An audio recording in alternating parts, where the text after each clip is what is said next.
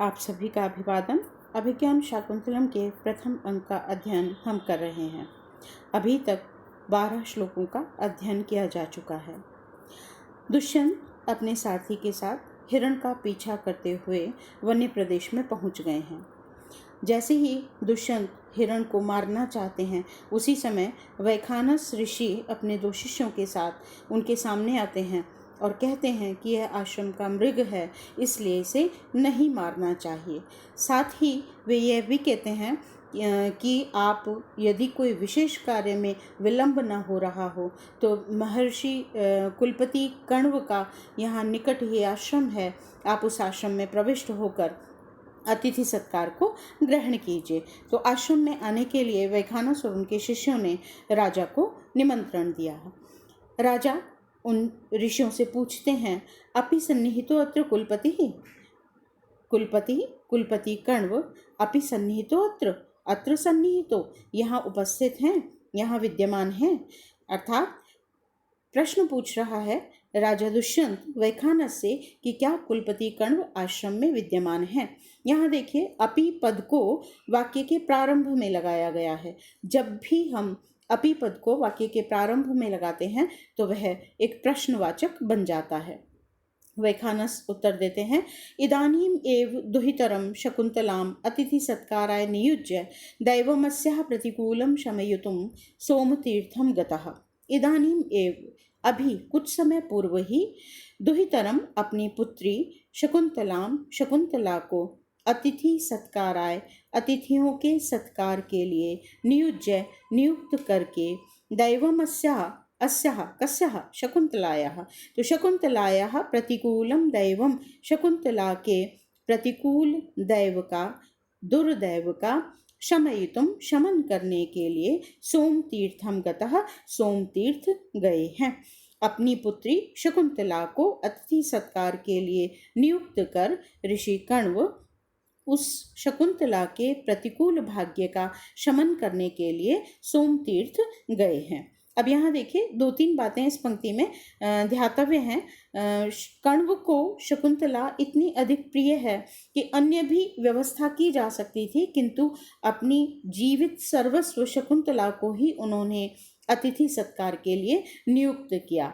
अतिथि कहते हैं जिसकी कोई तिथि न हो, जो अकस्मात आपके द्वार पर उपस्थित हो जाए, वह अतिथि। न तिथिर यस्यः स अतिथि, जिसकी कोई तिथि नहीं है। तो जो अपनी सूचना देकर आपके घर आता है वह आपका अतिथि नहीं है। अतिथि वह है जो अकस्मात ही आपके द्वार पर उपस्थित हो जाए। अब यहाँ पर कहा, दैवम अस्याः प्रतिकूलम शमयितुम सोमतीर्थम गतः, इसके प्रतिकूल दैव का शमन करने के लिए सोमतीर्थ गए हैं। देखिए, ऋषिगण होते हैं क्रांत दृष्टा, त्रिकालज्ञ, तीनों कालों को जानने वाले। अतः वे यह भी जानते हैं कि शकुंतला का जो दैव है, भाग्य है, वह आने वाले समय में उसके प्रतिकूल होगा। तो उस भाग्य के, दुर्भाग्य के शमन का प्रयास होना चाहिए। और फिर वह शमन करने के योग्य है, ताकि ऐसा प्रयत्न किया जा सकता है उसके लिए कि वह दुर्दैव आकर बहुत अधिक हानि किए बिना ही शकुंतला को अनुकूल भाग्य की प्राप्ति कराने में सक्षम हो। तो शमयितुम पद से द्योतित होता है कि यद्यपि दैव प्रतिकूल है, किंतु उसका शमन किया जा सकता है। एतदर्थ ही ऋषि उसके दुर्दैव की शांति के लिए सोम तीर्थ गए हैं। शमयितुम देखिए, शमन करने के लिए तुमन प्रत्यय का प्रयोग है यहाँ पर। अब नाटकों में एक शास्त्रीय परंपरा का एक और ग्रंथ है दशरूपक, जिसमें रूपकों के जो शास्त्रीय सिद्धांत हैं उनका वर्णन आचार्य धनंजय के द्वारा किया गया है। तो नाटकों के लिए 5 अर्थ प्रकृतियां कही गई हैं: बीज, बिंदु, पताका, प्रक्रिया और कार्य। ये 5 अर्थ प्रकृतियां, इनमें बीज, बिंदु और कार्य, ये 3 अर्थ प्रकृतियां प्रत्येक नाटक के लिए आवश्यक हैं। और पताका और प्रक्रिया, जो कि समानांतर कथा होती है, जो मूल कथा के साथ साथ चलती हैं, उससे संबद्ध होती हैं। तो अनेक बार ऐसा होता है कि कोई मूल इतिवृत्त के साथ उसका अन्य इतिवृत्त ना भी हो, लेकिन बीज, बिंदु और कार्य, इन 3 अर्थ प्रकृतियों का प्रयोग अवश्य ही किया जाता है। तो बीज वह अवस्था होती है जहाँ जो मूल लक्ष्य है उस लक्ष्य की प्राप्ति का बीज किंचित प्रकट होता है, दिखाई देता है अंकुर के रूप में, वहाँ पर बीज की प्रक्रिया कही जाती है। तो यहाँ पर वे शकुंतला को अपने आश्रम में नियुक्त कर सोमतीर्थ गए हैं उसके दुर्दैव के शमन के लिए। कण्व का यहाँ जाना आगे गांधर्व विवाह की अवस्था को प्रशस्त करता है और दैव प्रतिकूल है, इससे शकुंतला के प्रत्याख्यान का जो दुष्यंत द्वारा किया गया उस प्रत्याख्यान का को भी द्योतित किया गया है और सोमतीर्थ में जाकर प्रतिकूल दैव का शमन कर दिया गया है। अतः अंततः कार्य की पूर्ण प्राप्ति होगी, यह भी यहाँ पर उपलब्ध होता है, संकेतित होता है। तो यह जो पंक्ति है यह मूलतः हम कह सकते हैं कि यहाँ 5 अर्थ प्रकृतियों में से पहली अर्थ प्रकृति बीज का प्रयोग किया गया है। ये शास्त्रीय सिद्धांत था, इसलिए मैंने आपको इसके साथ में बताया है। राजा कहते हैं भवतु तामेव द्रक्ष्यामि, तामेव उसी को द्रक्ष्यामि देखता हूँ, सा खलु विदित भक्तिम माम महर्षिः कथयिष्यति, सा वह शकुंतला खलु निश्चित रूप से विदित भक्तिम मेरी भक्ति के विषय में जानकर, माम मेरी विदित भक्तिम भक्ति के विषय में जानकर, महर्षिः कथयिष्यति महर्षि कण्व को कथयिष्यति कह देगी, लृट लकार का प्रयोग है, बता देगी। हम किसी के घर जाते हैं और फिर वहाँ पर यदि स्वामी नहीं मिलता तो हम वहाँ पर अपनी उपस्थिति दे देते हैं और जो भी वहाँ उपस्थित व्यक्ति होता है वह स्वामी को बता देता है। यही भाव यहाँ पर राजा का अभिव्यक्त हो रहा है। वैखानस कहते हैं साध्यामस्तावत, तो हम चलते हैं, इति सशिष्यो निष्क्रांतः, ऐसा कहकर शिष्यों के साथ निकल जाते हैं। राजा सूत सारथी नोदय अश्वान, घोड़ों को नोदय हाँ को आगे चलाओ, पुण्य आश्रम दर्शनेन तावद आत्मानं पुनीमहे, पुण्य पवित्र आश्रम दर्शनेन आश्रम का दर्शन करके, आत्मानं हम स्वयं को पुनीमहे पवित्र करते हैं। सूतः सारथी कहता है यद आज्ञापयति आयुष्मान, आयुष्मान जैसी आज्ञा देते हैं, इति भूयो रथ वेगम निरूपयति, ऐसा कहकर पुनः रथ के वेग का निरूपण करता है, अर्थात रथ को हाँकने लगता है। राजा समन्तादवलोक्य चारों ओर देखकर, सूत सारथी अकथितो अपि ज्ञायत एव अयम आभोगस्तपोवनस्य इति, अकथितो अपि बिना कहे भी ज्ञायत एव ज्ञात होता ही है कि अयम आभोगस्तपोवनस्य इति, यह तपोवनस्य आभोगः तपोवन की भूमि है, यह आश्रम की भूमि है, यह बिना कहे ही सूचित हो रहा है। सूतः सारथी कहता है कथमिव, वह कैसे। राजा कह रहे हैं किम न पश्यति भवान, क्या आप नहीं देख रहे हैं, यह ही कि यहाँ पर नीवारः शुकगर्भ कोटर मुख भ्रष्टास्तरुणाम अधः, प्रस्निग्धः क्वचिद इंगुदी फलभिदः सूच्यन्तेवोपला, विश्वासोपगमाद् अभिन्नगतयः शब्दं सहन्ते मृगास्तोयाधारपथाश्च वल्कलशिखा निश्यन्द रेखांकितः। नीवारः तरुणाम अधः, वृक्षों के नीचे, शुक गर्भ तोते हैं गर्भ में जिनके, तोते हैं भीतर जिनके, ऐसे कोटर वृक्षों के कोटरों के मुख किनारों से भ्रष्टा गिरे हुए, नीवारः नीवार के तिनके, क्वचित और कहीं पर, इंगुदी फल बिदः इंगुदी के फल को तोड़ने के कारण, प्रस्निग्धः अत्यधिक चिकने, प्रस्निग्धा उपला एव सूच्यन्ते, प्रस्निग्धा अत्यधिक चिकने, उपला पत्थर, सूच्यन्तेव यह सूचना देते हैं, दिखाई देते हैं। विश्वासोपगमात और विश्वास उत्पन्न हो जाने के कारण, मृगा जो मृग हैं, हिरण हैं, वे शब्दम सहन्ते शब्द को सहन कर रहे हैं। कैसे। अभिन्न गतयः अपनी गति को परिवर्तित न करते हुए,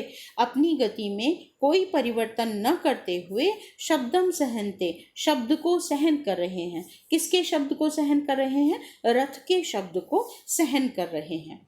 और तोयाधार पथाश, तोयाधार तोय का आधार, सरोवर नदी जलाशय, जलाशयों का पथाह मार्ग, वल्कल शिखा वल्कल वस्त्रों के अग्रभाग से निश्चिंद टपकने वाली निकलने वाली जल की रेखा से अंकिता अंकित है।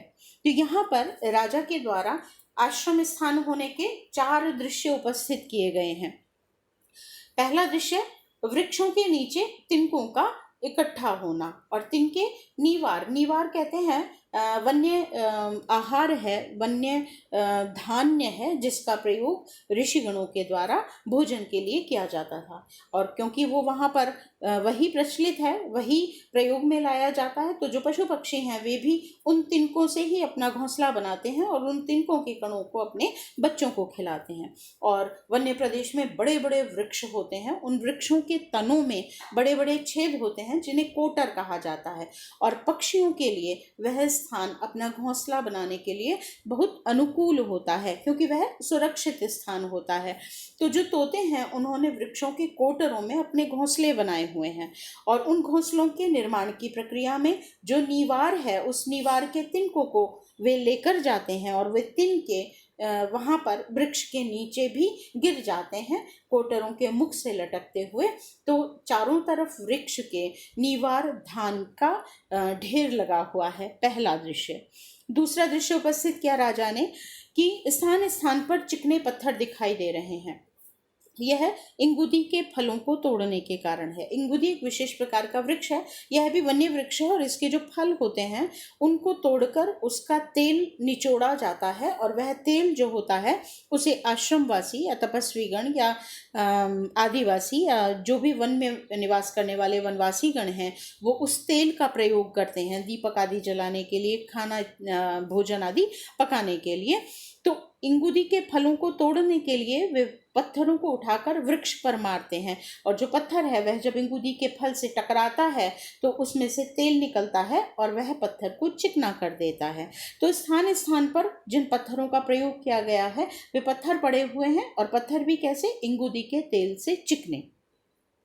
फिर तीसरा दृश्य उपस्थित किया कि जो आसपास हिरण और अन्य जो पशु हैं वे अपनी अपनी क्रिया कर रहे हैं, और जैसे ही रथ आता है तो वे रथ की गति को सुनकर भी, घोड़ों की टापों को सुनकर भी अपनी गति को परिवर्तित नहीं करते। अन्य कोई सामान्य प्रदेश होता तो संभवतः वे भयभीत हो जाते और दौड़ना प्रारंभ कर देते, लेकिन वे विश्वस्त हैं, निश्चिंत हैं कि यह आश्रम स्थान है, यहाँ हमारे जीवन की कोई हानि संभव ही नहीं है। इसलिए कहा विश्वासोपगम, विश्वास उत्पन्न हो जाने के कारण जो मृग हैं वे अभिन्न गतयः, गति को परिवर्तित न करते हुए शब्दम सहन्ते, रथ के शब्द को भी सहन कर रहे हैं। और चौथा दृश्य उपस्थित किया, ऋषिगण जब प्रातः काल नदी में या सरोवर में जलाशयों में स्नान करने के लिए जाते हैं और अपने वल्कल वस्त्रों को वहीं धोते हैं, धोकर वे उन वल्कल वस्त्रों के साथ वापिस आते हैं। तो जो वल्कल वस्त्रों की शिखा है, अग्रभाग है, किनारा है, उस किनारे से जल की एक धारा बहती हुई चलती है जो मार्ग पर अंकित होती जाती है, और मिट्टी भरे मार्ग पर वह एक स्थायी चिन्ह, एक स्थायी निशान अंकित कर देती है। तो ये चौथा दृश्य आश्रम स्थान होने का यहाँ उपस्थित किया कवि के द्वारा राजा के माध्यम से। एक बार फिर इसका अर्थ देखिए। नीवाराः शुक गर्भ कोटर मुख भ्रष्टास तरुणाम अधः, तरुणाम वृक्षों के अधः नीचे, शुक तोते हैं गर्भ में जिनके, ऐसे वृक्षों के कोटरों के मुख भ्रष्टाः मुख से गिरे हुए, नीवारः नीवार धान्य, क्वचित और कहीं पर इंगुदी फलभिदः, इंगुदी के फलों को तोड़ने के कारण या तोड़ने वाले, प्रस्निग्धा अत्यंत चिकने, उपलः सूच्यंत एव, उपलः पत्थर, सूच्यंत एव सूचित करते हैं, दिखलाई पड़ते हैं। विश्वासोपगमात विश्वास उत्पन्न हो जाने के कारण, मृगः हिरण अभिन्न गतयः अपनी गति को परिवर्तित न करते हुए, मृगः मृग शब्दम सहनते रथ की ध्वनि को सहन कर रहे हैं। और तोयाधार पथाश सरोवरों को जाने वाला मार्ग वलकल शिखा निश्चंद रेखांकिता। वलकल वस्त्रों की शिखाओं के अग्रभाग से, शिखाओं से अथवा अग्रभाग से निश्चंद बहने वाली, गिरने वाली जल की रेखा से अंकिता, अंकित, चिन्हित दिखाई देते हैं। अतएव अकथितोऽपि ज्ञायत एव, बिना कहे भी यह जाना जा सकता है कि अयम तपोवनस्य आभोगः, यह तपोवन का स्थान है, आश्रम का स्थान है। यहाँ देखिए कितना कालिदास की जो सूक्ष्म निरीक्षण शक्ति है उसका यहाँ पर अनुभव होता है। न केवल सूक्ष्म निरीक्षण शक्ति है अपितु उनके अनुभव का विस्तार भी यहाँ दिखाई देता है। यदि राजमहल का या महल के स्थान का वर्णन करेंगे तो वहाँ की स्वाभाविकता, और अब जब तपोवन का वर्णन कर रहे हैं तो तपोवन की जो स्वाभाविक अवस्था है, स्थितियां हैं, उनका अत्यंत स्वाभाविक वर्णन। तो ये किसी लेखक की के अनुभव की विशालता को अभिव्यक्त करता है और साथ ही उसकी सूक्ष्म निरीक्षण शक्ति को भी अभिव्यक्त करता है। 4 दृश्यों के माध्यम से तपोवन का संपूर्ण वातावरण, तपोवन की भूमिका की विशेषताओं को यहाँ कालिदास के द्वारा अभिव्यक्त कर दिया गया। अब यहाँ व्याकरणात्मक टिप्पणी देखिए। निवारः पद है, निउपसर्ग है, व्री धातु है, उससे घय प्रत्यय करेंगे। घय प्रत्यय का अशेष रहता है और इंगित होने के कारण धातु के आदि स्वर को वृद्धि हो जाती है। तो व्री के स्थान पर वार पद बना और घय का अ जुड़ गया। साथ ही उपसर्ग को दीर्घादेश होकर निवार पद बनता है, उसका बहुवचन प्रयोग है निवारः। शुक गर्भ कोटर मुख भ्रष्टः, शुकः सन्ति गर्भे येषाम, तोते हैं गर्भ में जिनके, तेषाम कोटराणाम, उन कोटरों के, मुखेभ्यः मुखों से, भ्रष्टः गिरे हुए। शुकः सन्ति गर्भे येषाम, तोते हैं जिनके गर्भ में, तेषाम कोटराणाम, उन, तो यहाँ पर हो गया षष्ठी विभक्ति का लोप हो गया है, इसलिए षष्ठी तत्पुरुष समास है। और कोटराणाम मुखेभ्यः भ्रष्टा, मुखों से गिरते हुए, तो मुखेभ्य मुखों से यहाँ पंचमी का प्रयोग होगा, भ्रष्टा गिरते हुए बहुवचनांत प्रयोग है। तो यहाँ षष्ठी तत्पुरुष हो गया, पंचमी तत्पुरुष हो गया और बहुवचन का पद बना शुक गर्भ कोटर मुख भ्रष्टा। प्रस्निग्ध पद है, देखिए प्रउपसर्ग है, स्नेह धातु है और उसे क्ता प्रत्यय करेंगे, प्रस्निग्ध पद बनेगा। प्रकर्षेण स्निग्ध, अत्यधिक चिकने, प्रउपसर्ग अधिकता के अर्थ में प्रयुक्त है, तो प्रकर्षेण स्निग्धा, अत्यधिक चिकने। स्नेह कहते हैं तेल को, स्नेह कहते हैं प्रेम को। जो तेल है जैसे फैल जाता है वैसे ही प्रेम की भी फैलने की प्रवृत्ति होती है, इसलिए स्नेह शब्द से तेल भी कहा गया है और प्रेम भी कहा गया है। प्रउपसर्ग है, स्नेह धातु है और इक्ता प्रत्यय, प्रकर्षेण स्निग्धा इति प्रस्निग्धः और बहुवचन का रूप बना। इंगुदी फलभिदः, इंगुदीनां फलानि भिदन्ति इति, इंगुदी के फलों को तोड़ते हैं जो, तोड़ने वाले। इंगुदीनां फलानि, इंगुदी के, तो यहाँ पर षष्ठी तत्पुरुष समास हो गया। और भिद पद बना, भिद से क्विप प्रत्यय करेंगे तो भिद पद बनेगा। क्विप प्रत्यय का सर्वापहार लोप हो जाता है, अर्थात उसमें से कुछ भी शेष नहीं रहता, पूरा क्विप जो है वह लुप्त हो जाता है, लेकिन प्रत्यय प्रक्रिया वहां पर पूर्ण हो जाती है। विश्वासोपगमात् पद है, देखिए विश्वासस्य उपगमः, षष्ठी तत्पुरुष हो गया, विश्वासस्य उपगमः तस्मात्, और पंचमी विभक्ति का रूप बना विश्वासोपगमात्। षष्ठी तत्पुरुष समास है और पंचमी विभक्ति का एक वचन का रूप बनता है। विश्वास पद देखिए विउपसर्ग है, उससे श्वस धातु और घय प्रत्यय, वही यंत प्रत्यय होने के कारण धातु के आदि स्वर को वृद्धि, श्वास होगा, घय का अ जुड़ेगा, श्वास पूरा हो और वी उपसर्ग जुड़कर विश्वास पद बनेगा। इसी तरह उपगमः पद है, उपसर्ग है, गम धातु है और उससे अच प्रत्यय, अच का आकार जुड़कर उपगम पद बनता है। अभिन्न गतयः, न भिन्ना गतिर्येषां ते, जिनकी गति भिन्न नहीं हुई है, बहुव्रीहि, ये विशेषण हो गया मृग के लिए। न भिन्ना गतिर्येषां ते, न भिन्ना अभिन्न गतयः, यहाँ पर नए तत्पुरुष समास हो गया। इसी तरह से गति पद है, गम धातु से इक्तिन प्रत्यय करेंगे तो गति पद बनता है। वलकल शिखा निश्चंद रेखांकितः, वलकलानाम शिखा, वलकलों की शिखा, ये हो गया षष्ठी तत्पुरुष समास।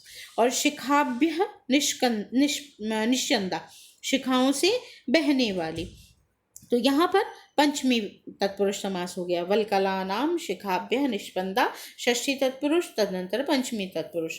और तेषाम रेखा भी अंकिता, उनकी रेखाओं से अंकित, रेखांकिता, यहाँ रेखा भी अंकिता, रेखाओं से अंकित, ये हो गया तृतीया तत्पुरुष और बहुवचन का रूप बना वल्कल शिखा निष्यंद रेखांकिता।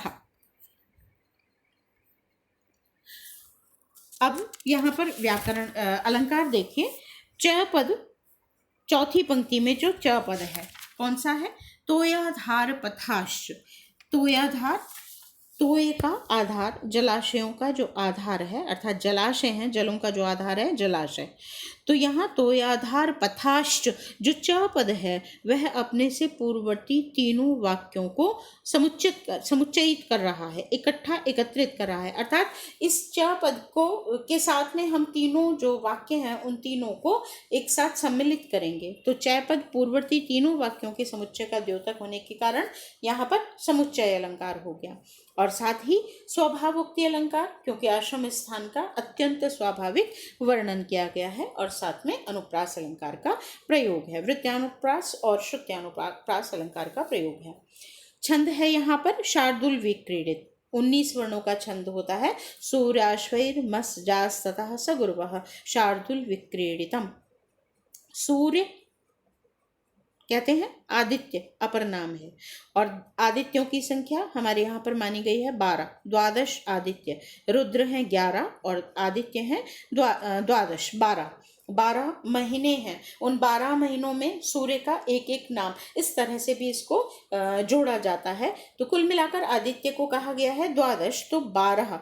और घोड़े, सूर्य के रथ में लगने वाले घोड़े जो हैं 7, तो 7 और 12, 12 पर और 7 पर यति है। सूर्य अर्थात आदित्य अर्थात 12 पर यति, और अश्व 7 अर्थात घोड़े 7, अतः 7 पर यति। और गणों का क्रम क्या है? क्रमशः मगण, सगण, जगण, सगण, तगण और तगण। कुल गणों के यहाँ पर 6 गण हैं, 6 गण हैं, और प्रत्येक गण में 3 वर्ण हुए तो 18 वर्ण हो गए। और सगुर्वः, इसके साथ एक गुरु, कुल मिलाकर 19 वर्णों का यह छंद होता है। और सूर्य और अश्व पर अर्थात 12 और 7 पर यति होती है, 12 और 7 का योग भी 19 होता है, अतः 19 वर्णों का यह छंद है। आगे देखिए, सूतः सर्वम उपपन्नम। हाँ, वह सहमत होता है, अपनी सहमति अभिव्यक्त करता है। सर्वम उपपन्नम, यह सब ठीक है, मतलब आपने जो कहा है उसकी सत्यता प्रमाणित होती है। राजा स्तोकम अंतरम गत्वा, स्तोकम अंतरम थोड़ा सा ही आगे, गत्वा जाकर, यहाँ पर गम धातु से इक्त्वा प्रत्यय है, जाकर, कर या कर के अर्थ में इक्त्वा प्रत्यय का प्रयोग होता है। स्तोक कहते हैं थोड़े को, अल्प को, अंतरम दूरी, तो अल्प दूरी के बाद ही अल्प दूरी तक जाकर। राजा कहते हैं तपोवन निवासी नाम उपरोधो मा भूत, तपोवन के निवासियों का उपरोध, बाधा, मा भूत, न होवे, किसी भी प्रकार से हमारा आगमन तपस्वियों के लिए, तपोवन में निवास करने वाले ऋषियों आदि के लिए उपरोध का, बाधा का कारण न बने। एतावत्येव, इस कारण से, अत्र एव, यहीं पर, रथम स्थापय, रथ को रोक दो, यावत अवतरामी, जब तक मैं उतरता हूँ। अर्थात हम रथ को आगे नहीं लेकर जाएंगे, क्योंकि रथ से जो आश्रमवासी हैं उनमें उनके मन में बाधा, शंका कुछ भी उत्पन्न हो सकती है, तो वह कार्य नहीं होना चाहिए, तो रथ को यहीं पर रोक दो। सूतः, सारथी कहते हैं, धृता प्रग्रहा, धृता धारण कर ली गई अर्थात रोक दी गई, खींच दी गई है, प्रग्रहा लगाम को, लगाम खींच दी गई है। अवतरतु आयुष्मान, अर्थात रथ स्थापित हो गया है आयुष्मान, अब आप अवतरतु उतरिए। राजा अवतीर्य, उतरकर, रथ से उतर जाता है। और फिर कहता है सूत, सारथी, विनीत वेशेण प्रविष्टव्यानि तपोवनानि नाम, विनीत वेशेण, विनम्र वेश को धारण करते हुए ही तपोवनानी नाम, तपोवनों में प्रवेशतव्यानि, प्रवेश करना चाहिए। अर्थात तपोवन में किसी भी प्रकार से अपने आडंबर को अभिव्यक्त करते हुए, प्रभाव को दिखाते हुए प्रवेश नहीं करना चाहिए। अर्थात मैं राजा हूँ इस तरह का प्रदर्शन नहीं करना चाहिए, अपितु अत्यधिक विनम्र वेश में प्रवेश करना चाहिए। इदम तावत गृह्यताम, तो तावत तो फिर इदम, इनको गृह्यताम ग्रहण करो, पकड़ लो। अर्थात वह अपने आभूषण, इति सूतस्य, ऐसा कहकर सारथी को आभरणानि, आभूषण, धनुष और अपना जो धनुष है वह उपनीय उतार कर अर्पयति, सौंपता है, दे देता है। विनीत वेश में प्रवेश करना चाहिए, इसलिए जो राजसी चिन्ह है अपने अत्यधिक आभूषण जो धारण किए हुए हैं या धनुष जो है उस सब को उतार कर वह सारथी को देते हैं कि इन्हें तुम ग्रहण करो और पकड़ लो और मैं विनीत वेश में आश्रम में प्रवेश करूंगा। सूत, सारथी सूत, हे सारथी, यावद आश्रम वासिना प्रत्यवेक्ष, यावत जब तक आश्रम वासिना आश्रम के निवासियों को प्रत्यवेक्ष देखकर, ईक्ष देखकर, अहम मैं, उपावर्ते वापस आता हूँ, तावत तब तक, वाजिनः घोड़ों को, आर्द्र पृष्ठः क्रियंताम, गीली पीठ वाला क्रियंताम कर लो, गीली पीठ वाला कर लो, अर्थात घोड़ों की थकान उतार लो। बहुत दूर से हिरण का पीछा करते चले आ रहे हैं, शिकार के लिए निकले थे, तो निश्चित रूप से घोड़े दौड़ रहे हैं, तो घोड़ों को थकान उतार दो, उन्हें आराम दो, विश्राम दो। और घोड़ों को ठंडा करने का अर्थात उन्हें आराम देने का, विश्राम देने का तरीका है कि उनकी पीठ को थोड़ा सा पानी से गीला कर और उसे सहलाया जाता है, तो उनकी थकान उतर जाती है। इसीलिए राजा ने प्रयोग किया, सूत यावत आश्रम वासिना, जब तक आश्रम के निवासियों को ईक्ष देखकर, उपावर्ते प्रत्यावेक्ष देखकर, उपावर्ते मैं वापस आता हूँ, तावत तब तक, आर्द्र पृष्ठः वाजिनः क्रियंताम, वाजिनः घोड़ों को, आर्द्र पृष्ठा वाला गीली पीठ वाला, नहलाकर, पहुँचकर, ठंडा करके अथवा थकान उतार कर, थकान उतारने की क्रिया को क्रियंताम कर लो। सूता सारथी तथा ठीक है, इति निष्क्रांतः, ऐसा कहकर चला जाता है। तो सारथी वहाँ से विदा हो गया है, अब केवल राजा वहाँ रह गया है। राजा परिक्रम्य अवलोक्य च, घूमकर और देखकर, रंगमंच की अपनी सीमा है, वहाँ पर आश्रम स्थान तक नहीं जाया जा सकता, तो आश्रम भी मंच पर ही बना है। उस प्रक्रिया को दिखाने के लिए क्या करते हैं, रंगमंच पर ही 2 चक्कर लगाए और फिर ऐसा अभिनय कि मैं आश्रम पहुंच गया हूँ, और देखकर, परिक्रम्य घूमकर, अवलोक्य च और देखकर, राजा कह रहे हैं इदम आश्रम द्वारम, यह आश्रम का द्वार है, यावत प्रविशामि, तो मैं प्रविशामि प्रवेश करता हूँ। प्रोपसर्ग विश धातु और उसका लट लकार का उत्तम पुरुष का एक वचन का रूप है, प्रविशामि प्रवेश करता हूँ। प्रविश्य, अब आश्रम के द्वार में प्रविष्ट हो गए हैं। और निमित्तम सूचयन, अब यहाँ पर निमित्त को सूचित कर रहे हैं, शकुन, जिसे हम शगुन कहते हैं आम भाषा में, तो उस शुभ शगुन की सूचयन, सूचना देते हुए राजा कह रहे हैं, शांतम इदम आश्रम पदम स्फुरति च बाहुः, कुतः फलम इहास्य, अथवा भवितव्यानां द्वाराणि भवन्ति सर्वत्र। इदम आश्रम पदम शांतम, यह जो आश्रम स्थान है यह अत्यंत शांत है। बाहु च स्फुरति, और बाहु मेरी भुजा, स्फुरति स्फुरित हो रही है, मेरी भुजा में स्फुरण हो रहा है। तो इस स्फुरण का इस स्फुरण का इस स्फुरण का इस आश्रम स्थान पर फलम कुतः, फल कैसे हो सकता है। अथवा भवितव्यानां द्वाराणि सर्वत्र भवन्ति, जो भवितव्य है, होना निश्चित है, सुनिश्चित है, उसके द्वाराणि द्वार सर्वत्र भवन्ति, सभी स्थानों पर होते हैं। अर्थात जो कुछ होना सुनिश्चित है उसका कहीं भी किसी भी स्थान पर होना निश्चित ही सुनिश्चित है। फिर देखिए, इदम आश्रम पदम शांतम, इदम आश्रम पदम, इदम आश्रम पदम शांतम, यह आश्रम स्थान अत्यधिक शांत है। बाहु च स्फुरति च, और बाहु मेरी भुजा स्फुरति स्फुरित हो रही है, इस भुजा में स्फुरण है, भुजा फड़क रही है। अस्य, और इस स्फुरण का, इस आश्रम स्थान पर फलम कुतः, फल कैसे हो सकता है। अथवा भवितव्यानाम, जो भवितव्य है, भविष्य में होने वाला है, उसके लिए सर्वत्र द्वाराणि भवन्ति, उपाय या द्वार सर्वत्र भवन्ति, सभी स्थानों पर होते हैं। यहाँ पर ऐसी क्या बात है जो राजा ने कहा कि आश्रम में इस स्फुरण का फल कैसे मिल सकता है। वस्तुतः यहाँ पर बाहु का प्रयोग किया गया है। देखिए, स्फुरति च बाहु, और बाहु एक वचन का प्रयोग किया गया है। तो यहाँ एक वचन का तात्पर्य हो गया कि राजा की एक ही भुजा फड़क रही है। और यदि हम शकुन शास्त्र के अनुसार देखें तो जो पुरुष है, उस पुरुष की जो दाहिनी भुजा है, दक्षिण भुजा है, यदि वह फड़कती है तो उससे उत्तम स्त्री रत्न की प्राप्ति का शकुन सूचित होता है, ऐसा हमारा शास्त्र कहता है। क्या कहता है? वामेतर भुज स्पंदो वर स्त्री लाभदायक।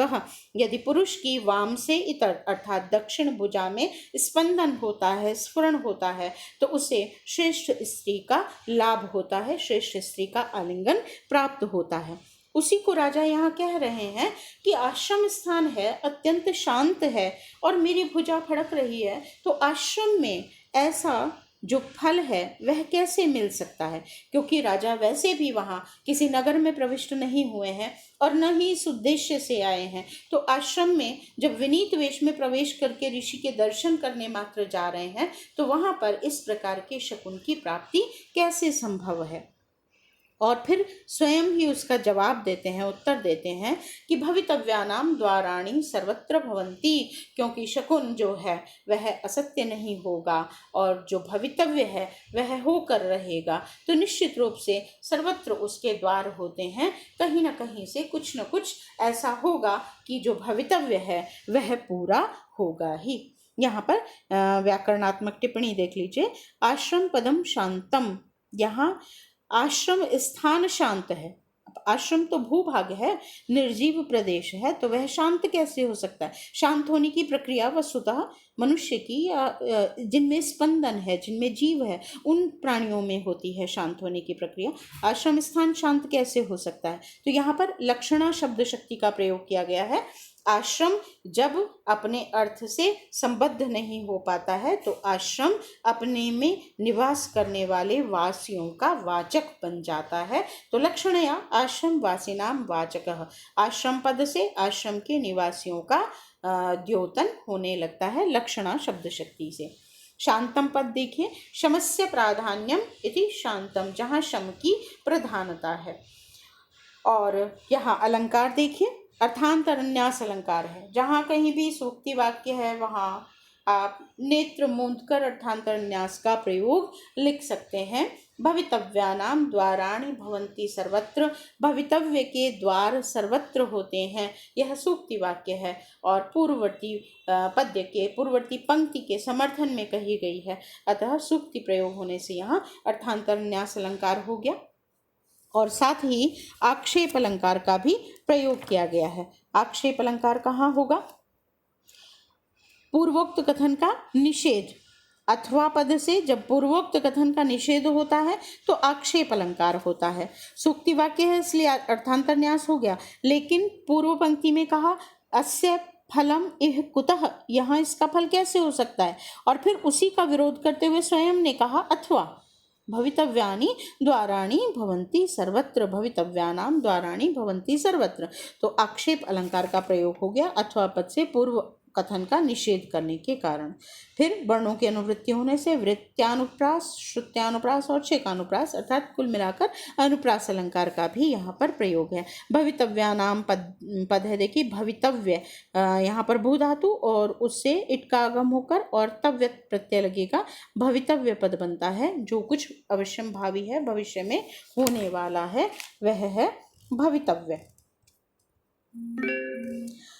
और छंद अगर यहाँ देखते हैं तो यहाँ पर आर्या जाति छंद का प्रयोग किया गया है। आज के लिए इतना ही।